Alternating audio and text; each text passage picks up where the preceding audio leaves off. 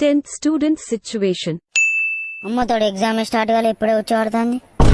దేవుడు దేవుడు నీ బాంచింది దేవుడా, ప్లీజ్ ప్లీజ్ ఎట్లా అయితే పాస్ కావాలి దేవుడా, ప్లీజ్ దేవుడా కొద్దిగా ఈజీ వచ్చేటట్టు చూడు దేవుడా. నీ బాంచని ఎట్లా చదువుకోవాలి, ఎట్లా తిరిగేసి పాస్ చేపి దేవుడా, ప్లీజ్ దేవుడా, ప్లీజ్ దేవుడా. పాస్ అయితే గుండు కొట్టించుకుంటా దేవుడా. అవు నా పక్కకు మెంటకన్నోడు పడ్డాడేంది, వీడు చూపిస్తాడో చూపియాడు.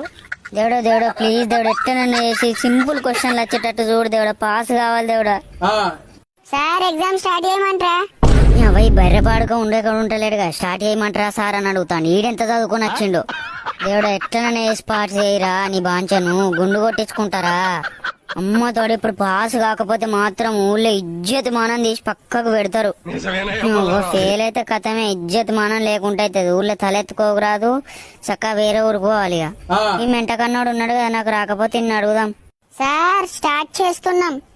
అవ్వ వీని కూర్చోవుతలేదు కదా, ఈడే ఊరోడో ఎక్కడికి వెళ్ళొచ్చిండో, ఏడికెళ్ళి మోపోయిండో కానీ నా పక్కకు దాపరం అయినా అయిపో.